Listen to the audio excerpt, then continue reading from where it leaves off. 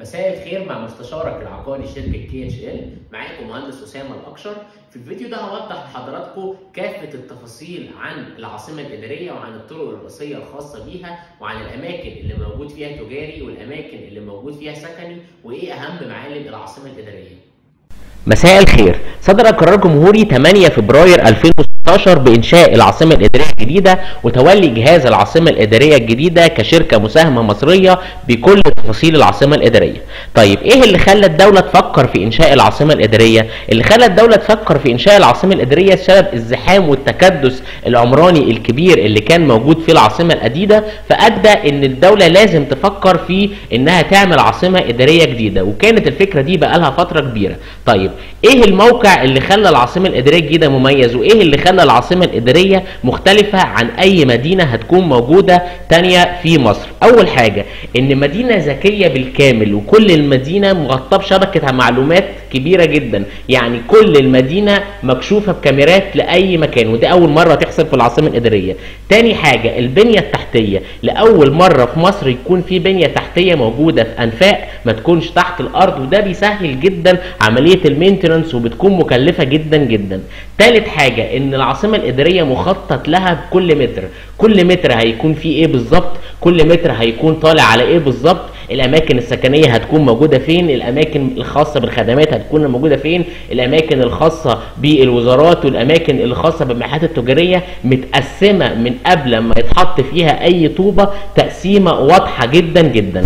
ودي الخريطة اللي نزلت العاصمة الإدارية الجديدة المرحلة الأولى اللي منزلها جهاز العاصمة الإدارية، ودي الأكواد اللي موجودة بتوضح كل تفاصيل العاصمة الإدارية الجديدة، من مناطق خاصة بجامعات، من مناطق ترفيهية، من مناطق متعددة الكثافة وعالية الكثافة ومنخفضة الكثافة، من مناطق خاصة بالوزارات ومناطق الرئاسة. ودي المرحلة الأولى الخاصة بالعاصمة الإدارية، والعاصمة الإدارية عبارة عن 170 ألف فدان، هتكون عبارة عن 3 مراحل هتتسع ل 6 مليون نسمة. المرحلة الأولى اللي فيها كل الشغل دلوقتي هي المرحلة الأولى عبارة عن 40 ألف فدان، وهي دي الخريطة الخاصة بيها، ودي الخريطة الوحيدة اللي كل التفاصيل اللي موجودة فيها صح 100%، لأن الخريطة دي من جهاز العاصمة الإدارية مباشرة. طيب نبدأ بالموقع الخاص بالعاصمة الإدارية. اما جم فكروا في الموقع لقوا موقع مميز جدا جدا، وهو الموقع اللي فيه العاصمه الاداريه، لان شمال العاصمه الاداريه طريق السويس، وجنوب العاصمه الاداريه طريق السخنه، وبيتوسطها الدائري الرئيسي اللي موجود في مصر كلها اللي بيوصل محافظات مصر كلها ببعض، وهو الدائري الاقليمي، وشرق العاصمه الاداريه الدائري الاوسطي، وده الحد الفاصل ما بين التجمع الخامس والقاهره الجديده والعاصمه الاداريه. طيب ايه اماكن الاحياء السكنيه اللي موجوده في العاصمه الاداريه؟ عندنا في المرحله الاولى 8 احياء سكنيه، الR1، الR2، الR3، الR5، الR6، الR7، الR8. وطبعا في مناطق تانية بتكون سكنية بتكون مميزة عن الأماكن السكنية دي، وهي بتكون مناطق المستثمرين، اللي هي زي المنطقة دي اللي فيها كومباوند لافيستا، وزي المنطقة دي، وزي المنطقة دي، وزي المنطقة اللي موجود فيها سيليا طلعت مصطفى، وزي المنطقة اللي موجود فيها باقي الكومباوندز من البوسكو مصر إيطاليا من شركة الصفوة من بوكا. دي بتكون أميز قطع سكنيه موجوده في العاصمه الاداريه. طيب الاحياء السكنيه اللي موجوده كلها تابعه للدوله؟ لا، في احياء سكنيه تابعه للدوله اللي هي من اول R1 لحد الR6، دي بتكون مسؤول عليها بنك الاسكان والتعمير وهيئه المجتمعات العمرانيه، واحياء سكنيه طرحتها جهاز العاصمه الاداريه للمطورين ان هم يبتدوا ينشئوا فيها كومباوند سكنيه خاصه بيهم. وكانت اول منطقه او اول طرح منطقه المستثمرين، ثاني طرح كان منطقه الR7، ثالث طرح كان منطقه الR8. وهوضح لحضراتكم في الفيديو ده ايه الفرق ما بين الثلاث اماكن دول. طيب ايه المعالم وايه اللي موجود جديد في العاصمه الاداريه الجديده ولاند مارك رئيسي العاصمه الاداريه الجديده؟ اول حاجه عندنا مسجد الفتاح العليم، ثاني حاجه عندنا الكاتدرائيه، ودي تعتبر اكبر كاتدرائيه في الشرق الاوسط، ثالث حاجه عندنا مسجد مصر، ده يعتبر ثاني اكبر مسجد في افريقيا على مساحه 68 فدان.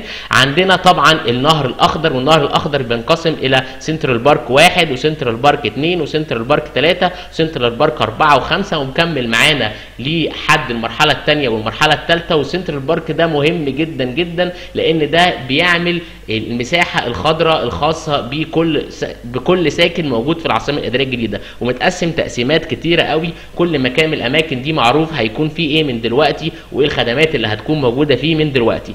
ايه المعالم الرئيسيه اللي موجوده عندنا؟ تاني موجوده عندنا طبعا الحي الوزارات وحي المالي، دي المنطقه الخاصه بحي المالي، ودي المنطقه الخاصه بحي الوزارات. والوزارات بالمناسبه كلها اتبنت وكلها خلصت، تشطيبات داخليه وخارجيه ولاندسكيب وجاهزه للتشغيل. البنوك، كل البنوك موجوده في المنطقه دي، سواء البنوك الدوليه او البنوك المصريه، كلها موجوده وبتنشئ ليها الفرع الرئيسي الخاص بيها يكون موجود هناك. وفي اوريدي بنوك كتيره خلصت، وطبعا البنك المركزي على مساحه كبيره جدا وهيكون اهم بنك موجود في المنطقه دي. وطبعا عندنا الاوبرا، والاوبرا فتحها الرئيس من فتره كبيره، ومن اكبر الاوبرا اللي هتكون موجوده في مصر بالكامل. وهيكون عندنا المدينه الرياضيه، والمدينه الرياضيه دي اتفتح فيها جزء بالفعل، وتم كان فيها كره اليد 2020 الصاله المغطاه اللي فيها خلصت بالكامل.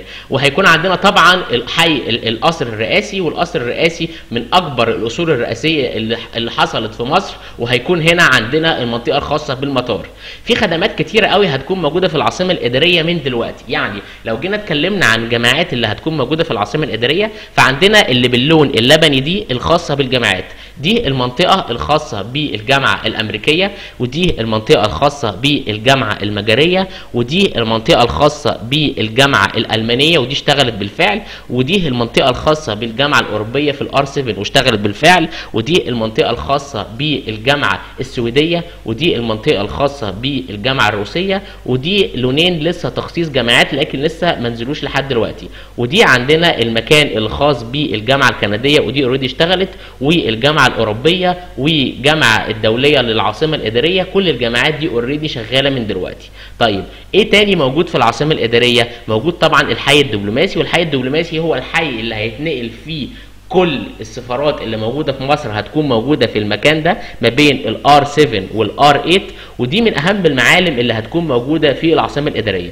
طيب ايه الفرق ما بين الاماكن السكنيه اللي موجوده في العاصمه الاداريه؟ عندنا 3 اماكن اتباع فيهم لحد دلوقتي. اول منطقه هي منطقه المستثمرين، الطرح الاول اللي موجود في العاصمه الاداريه اللي هو في المكان ده. تاني منطقه هي منطقه المستثمرين اللي موجوده دي الخاصه بكومباوند لافيستا، دي المنطقه الاولى اللي اتطرح فيها البيع، وكانت الطرح الاول للعاصمه الاداريه وهو الطرح المميز.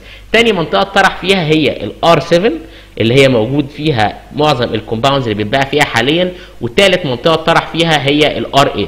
طيب ايه الفرق ما بين الثلاث اماكن؟ منطقه المستثمرين هي اغلى سعر متر فيها لانها موجوده على الشوارع الرئيسيه اللي موجوده في العاصمه الاداريه، سواء محور بن زايد الجنوبي او المحور المركزي، وقطع الاراضي فيها بتكون تميزها اعلى من القطع الاراضي اللي موجوده زي الار 7 والار 8 وبتكون اغلى كسعر متر. طيب ايه الفرق ما بين الار 7 والار 8؟ مفيش اي فرق نهائي، هما الاثنين نفس بعض بالظبط ونفس تميز قطعه الارض.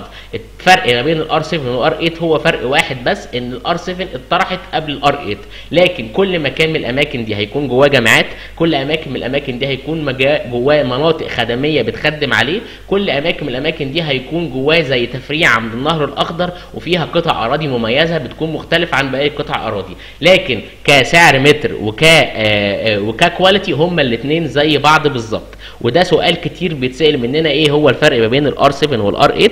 احب اوضح ان مفيش اي فرق نهائي غير ان هو فرق طروحات، وفي ميزه شويه في الار 8 انها اقرب الى الحي المالي ومنطقه الرئاسه، واعلى اعلى شويه من الار 7. طيب ايه اللي موجود دلوقتي في اماكن تجاريه واداريه للناس اللي حابه تعرف؟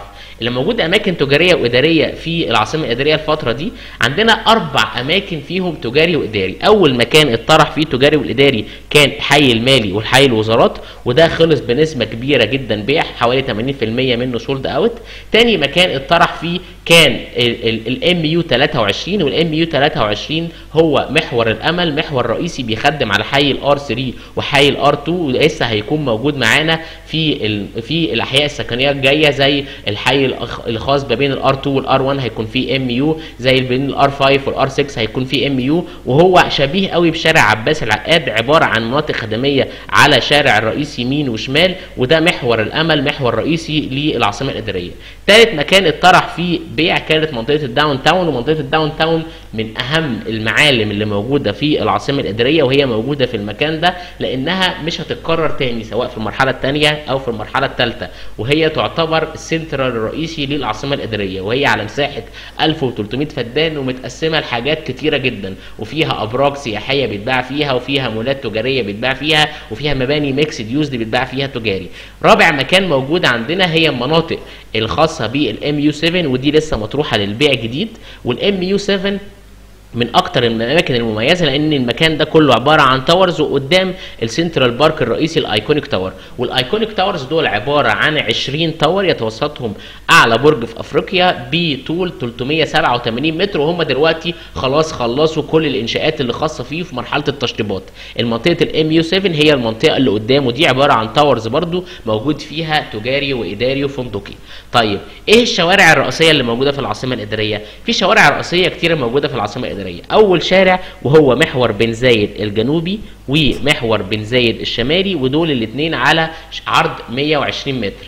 ايه الشوارع الثانيه المهمه؟ محور العاصمه الاداريه وهو اللي ماشي بالطريق ده وطالع لحد طريق السويس. ايه تاني؟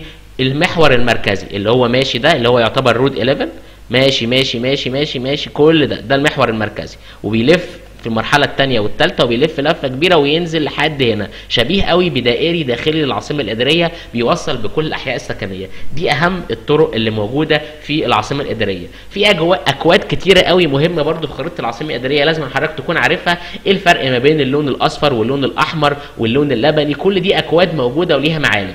طيب نبدا مثلا باللون الاصفر. اللون الاصفر ده يعني حي سكني. طيب اللون الاحمر الفاتح شويه دي مناطق متعدده الاستخدام، ميكسد يوز، دي بتكون تجاري اداري لكن متواصله الكثافه. طيب اللون الاحمر الغامق دي بتكون مناطق متعدده الاستخدام بس عاليه الكثافه، بتكون فيها تاورز كتيره زي منطقه الام يو 7 وزي المنطقه الخاصه بالايكونيك تاور.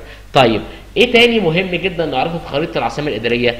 المسار الخاص بالمونوريل والمسار الخاص بالقطر المكهرب. المسار الخاص بالمونوريل هيكون جاي من التجمع الخامس، هيمشي على محور بن زايد الشمالي، هيمشي على محور بن زايد الشمالي لحد اما يخش لحد الحي المالي، وده طبعا عشان الموظفين اللي هتكون موجودين، وهيخش يعدي على الوزارات بالكامل بالكامل بالكامل، وبعد كده هيخرج من العاصمه الاداريه. طيب بالنسبه للقطر المكهرب، القطر المكهرب هيكون جاي من طريق السخنه وطالع معانا في العاصمه الاداريه، يعدي على الار 7 وعلى الاكسبو سيتي. بمناسبه الاكسبو سيتي دي اكبر مدينه معارض موجوده في الشرق الاوسط، وهيعدي لغايه اما يطلع لطريق السويس، وهيكون